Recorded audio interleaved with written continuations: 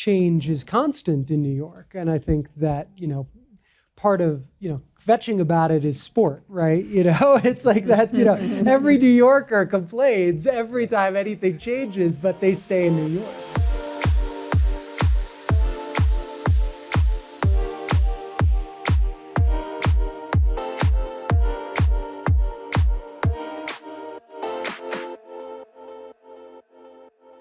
Great.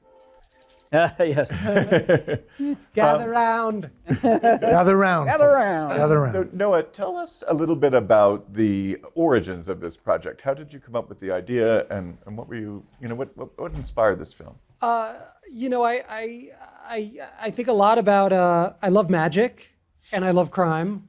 And this is sort of where those two things collide, and they sort of collide in a big way in New York, which is where I'm from, and I felt like I could sort of speak to this type of person in this place from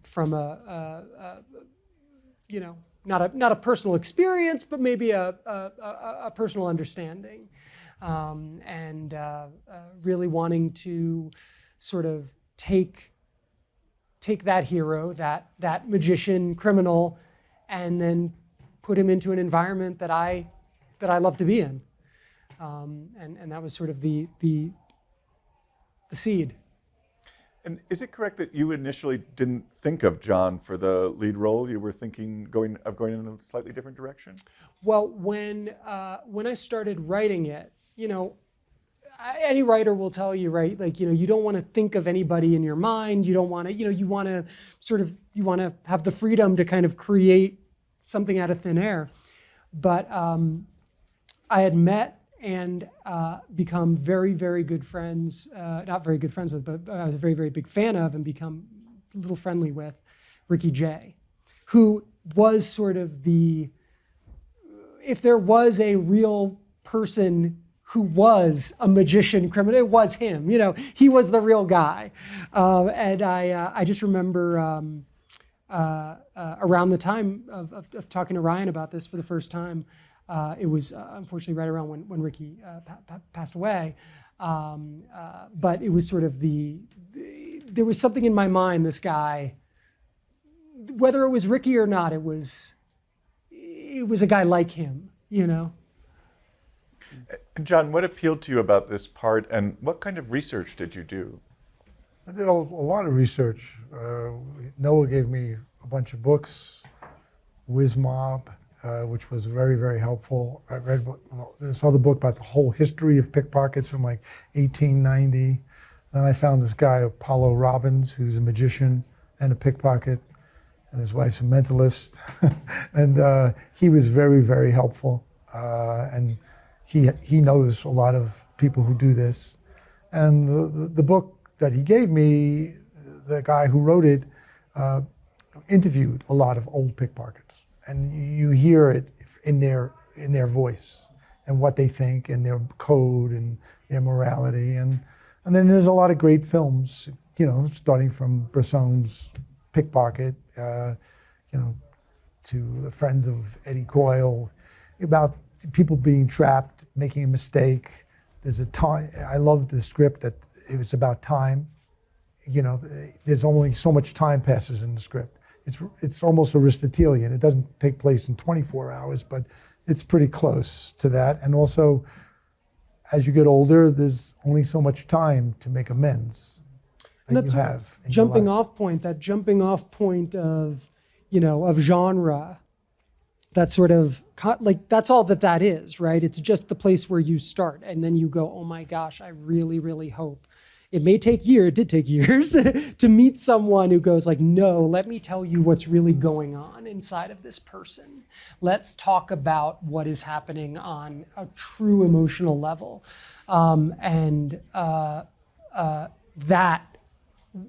That's where it really opened up. Do you know what I mean? It's like, you go, yeah, I've got the script, yeah, but how do you actually feel something? Well, you need Well, he had a great a music compilation list, and I think the vibe that Ryan has with Noah, just with their company, you feel it like immediately around everybody.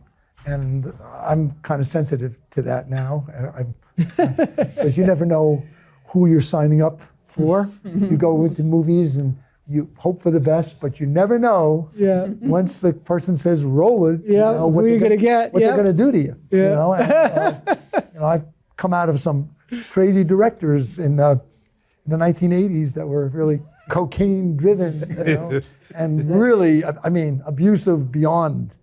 So And that's why I really manage my cocaine use on set. no, but I Because think it was their vibe already, and so you feel you can bring something to it.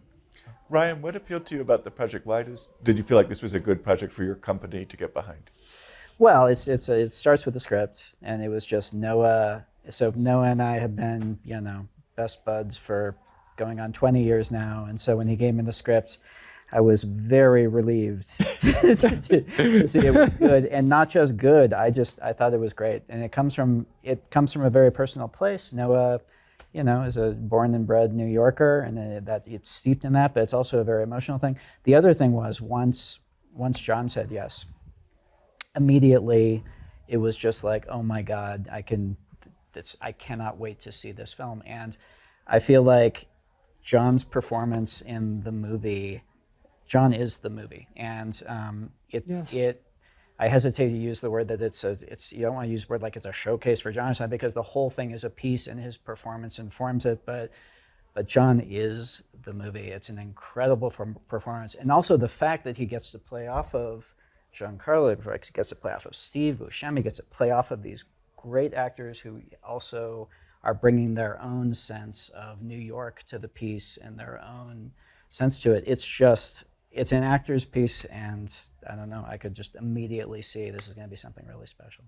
Giancarlo, what was it like to work with John? Obviously, you guys have a history together. What was it like to appear in this film, and did you draw on that? How could I not? I feel like the auspicious way in which this came to me was a beautiful ask from John, and very few times you work with an actor who you feel like is part of your family. I feel like John is my brother, and truthfully, deep inside. And we were at odds in another movie we did together, and although we had moments where we could really relate, we kept our distance because that was our relationship. But deep down inside, I always knew that he was part of my tribe and I was part of his. Yeah. So the way it came to me, as John just sort of exemplified with his feeling about T Street and Ryan and Noah, I felt the same way, like I was being invited to dinner with the family. Yeah. And something deeply about the script spoke to me in regard to vocation, right? There's something about vocation. When you do something, you're in for a penny, you're in for a pound. This is about a man whose vocation is to be a pickpocket, and he's the best, and he's the greatest, and he's the last. And you choose a vocation, you follow through to the end. And then maybe when you get close to the end, you're looking back over your shoulder going, what did I do? Was this right? But as you will see in this performance that's so beautifully portrayed by John, there's a grace and a love and a care to it that is so very specific.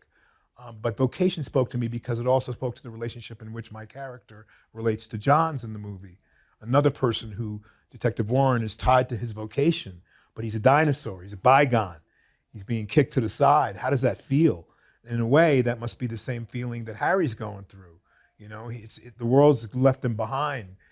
He's still working with his hands. He's still analog, and we're all on our cell phones. And this young man brings such a really depth to his performance that he's in a different world where he's lost something that is, a chip that he's got to get back. Like, it's such a different relationship to electronics and to depending on yourself and to working with your hands.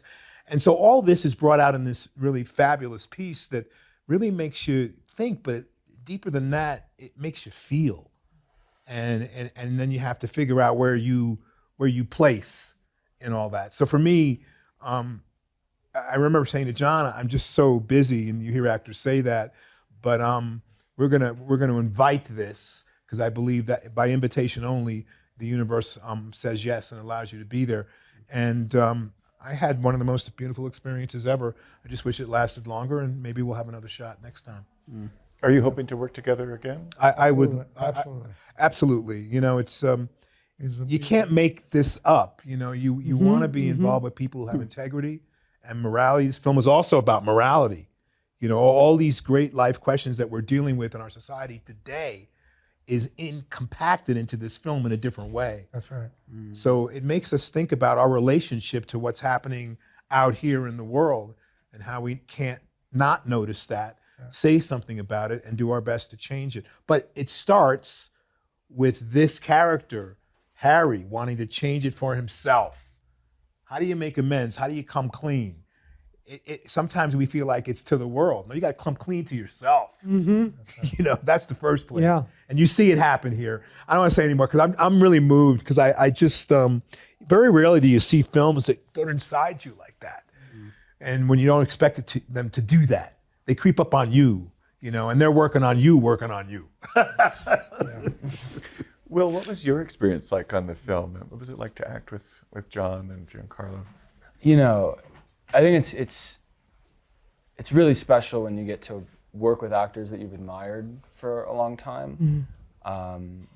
You know, to have seen their movies in school, and you know, my dad showed me their movies, and I think it makes you want to step up to the plate and like rise to the occasion. And it was a particular instance in this where you know, it's really intimidating. I mean, once you're on set, it's not intimidating necessarily, but when you're looking at a character that's sort of the antagonist and you have to create humanity, I think I just felt a lot of good pressure to, you know, match what I knew was a really special film for Noah and a really special film for John.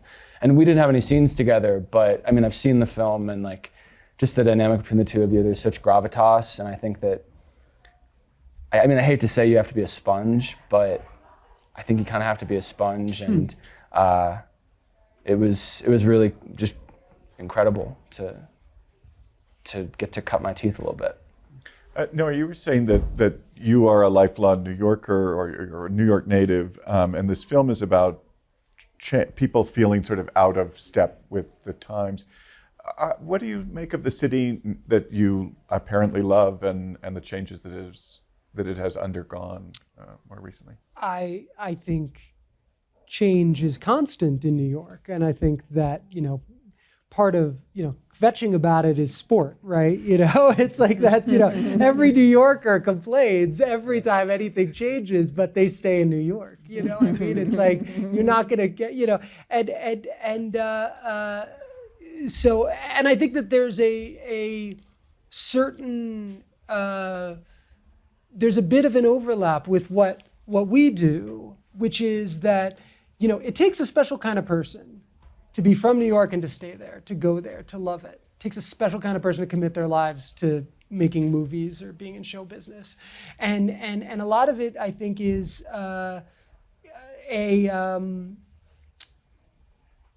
it's like when you talk to a great clergy person and they say, well, my job is to search for God without ever intending to find God. You know, and I sort of feel like that's what being in New York is you're like, well, I'm just going through it, and maybe I'll get there one day. And you know, you're trying to make movies and you're like, maybe this one will be a good one. I guess let's just make it. We got to finish the day. We got to beat the sun. We got to whatever, you know, and that's it. It's the journey. It's not the destination. It's, you know, and all you can do is just hope that, like, holy cow, I'm in whatever it is, year 1, year 5, year 10 of the process of trying to make something, and I'm gonna meet John, and I'm gonna meet Giancarlo, I'm gonna meet Will, and the rest of this cast, and then the rest of that crew, and we're gonna be able to be a family together. We're talking about change. Ryan, I wonder, what was your reaction to Kathleen Kennedy stepping down, and where do you think the Star Wars franchise might go from here? I don't know where it's gonna go. I mean, I love Kathy, and I'm excited now to see what she does next. And in terms of Star Wars, kind of the same answer, man. I just, as a Star Wars fan, I'm excited to see what. The most exciting thing for me is always seeing when they bring in fresh voices and fresh filmmakers who come in and tell new stories in that world. So that's what I'm looking forward to seeing more happen. Is it a world you'd ever return to? I mean, I had the time of my life doing it, and I'm now even a bigger Star Wars fan than I was going into it. So I would feel blessed if that ever happened. This is presented by Audible, and I wonder, what's a recent audiobook or podcast that you've listened to that you've enjoyed? What's the reason we enjoy them? Or what's a recent? Oh, I see. Wow. I did the Al Pacino one. I liked Sonny Boy. Was that it? I liked that because he sort of narrates the whole thing, and he's just got a great voice, and he's just talking about everything. I like that. I recently did a deep dive, and it's a little bit connected to the movie because there's a little bit in the movie about Moby Dick, and I recently found on Audible a 10-hour reading of Moby Dick by Burt Reynolds. And, it's He does I've been, the whole thing from the bearskin rug. been really enjoying that. Yeah. So I'm not really a. I'm a book reader. Sorry. I like to read. Shame. I work with Kerry Washington on, I think it's The Promised Land, a recent one in the second season that I believe is on Audible. I misconstrued the question for a minute. I'm a reader as well, but I like audiobooks for those who can't bring themselves to open a book and really feel it, touch it, smell it, and refer back without having to scroll. But I think audiobooks are so fantastic, and Audible does such a great job, is because it really cultivates the imagination. And I was sitting here thinking, before you asked that question, what a great voice you have. So you have there's a great timbre in your voice, and that can lead you to really pull you in to a story. So I do a number of those kind of things, and I don't listen as much as I should, but I know my eldest daughter does. So she's, I was trying to think about her list as well. But that's what I think.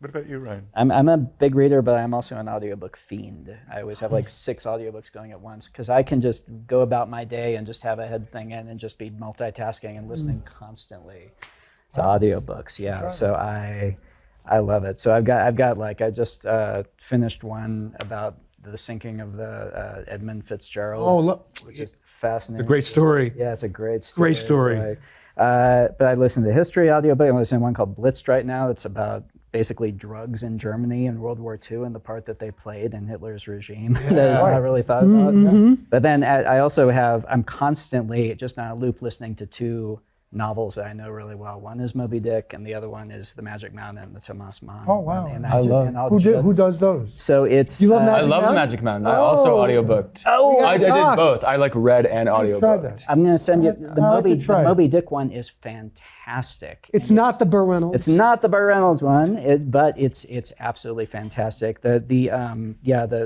actor who reads it, I'm going to blank on the name, but I'm going to get it to you. Send it to me too, please. Yes, yes. You're all getting it. Look, you got us going. Everyone gets look under We your all chairs. came You got alive. Moby Dick. Audible. Hey. Well, thank you all so much, and Thank you all. congratulations on the film, too. Thank you. Thanks. Thank you.